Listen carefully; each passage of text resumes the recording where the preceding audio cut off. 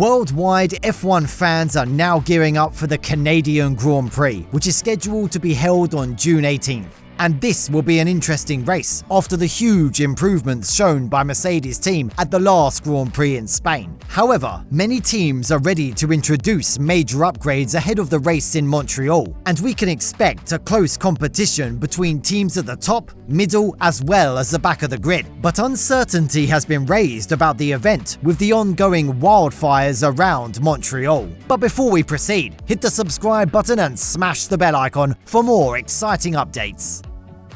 Currently, the Canadian GP is held in the streets of Ile-Notre-Dame Island since the relocation of the circuit to the present location in 1978. It was named as Circuit Gilles Villeneuve in 1982, after one of the most talented Canadian F1 drivers in history, the late Gilles Villeneuve. The circuit was initially named as Ile-Notre-Dame Circuit, and it provides the conditions for a warmer, more pleasant race weekend. This Grand Prix circuit in Montreal is 4.36 kilometers long, and the event is held as a race composed of 70 laps, generating a total race length of 305.27 kilometers. Formula One challengers have reached a top speed of 342.7 kilometers an hour on this circuit. Initially, it was composed of 19 turns, but with some new modifications done later to the circuit, it is now composed of only 14 turns. Safety barriers of this Montreal circuit have been placed very close to the track, and most drivers have been caught out by them.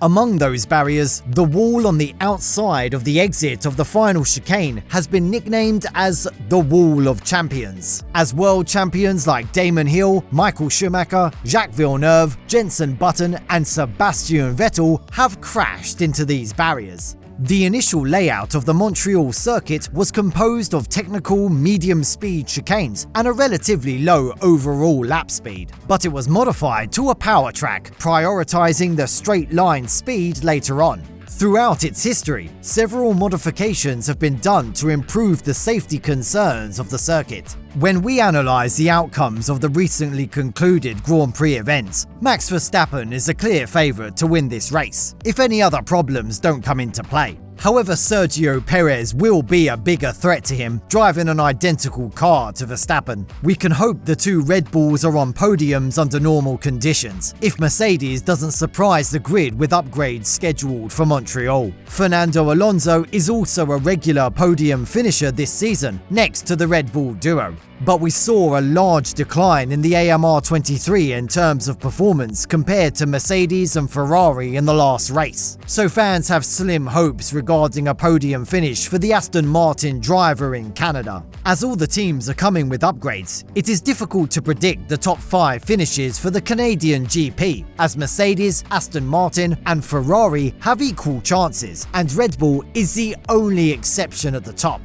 Last year, Max Verstappen was able to win the race with a 2-stop strategy, and the honour of fastest lap was claimed by Carlos Sainz, who followed a tyre strategy similar to Verstappen. However, the track conditions were quite different last year compared to what we experience normally in Canada because of the heavy rain on Saturday evening. At the beginning of the race, the ambient temperature and the track temperature were recorded as 25 degrees Celsius and 40 degrees Celsius respectively. Considering all these conditions, all the drivers started the race with P0 yellow medium tyres, except 5 drivers who opted for P0 white hard. During the race weekend, temperature will vary between 16 degrees Celsius and 20 degrees Celsius, with a maximum of 20 degrees Celsius on the second day, according to the current predictions. On the first 2 days, the chance of getting rain is less than 35%. However, on the race day, the chance of getting rain is a little bit higher with a probability of 60%. If rain arrives during the race, drivers will have to drive with extra care to keep their cars on the track without kissing the barriers. We are too early to predict weather conditions, and these reports may change with the increase of accuracy when getting close to the Grand Prix weekend.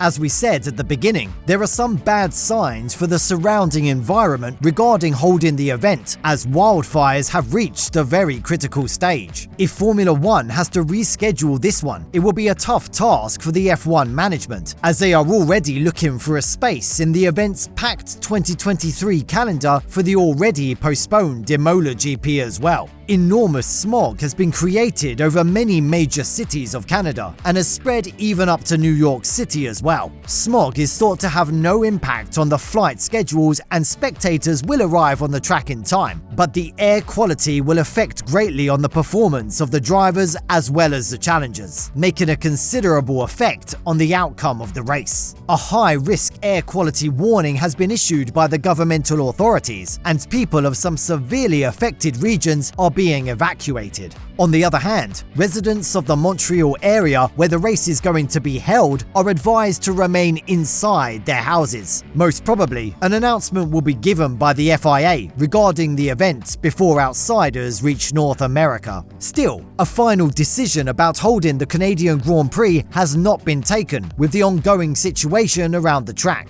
If the race is postponed, it will be a huge blow to the 2023 championship, as there is a slim possibility to reschedule it. What do you think about the ongoing situation in Montreal? Would it be a severe reason to postpone the race? Share your thoughts in the comment section below. Thank you so much for watching the video. If you enjoyed the video, subscribe to the channel to get more exciting Formula One news. See you in the next video, guys. Goodbye.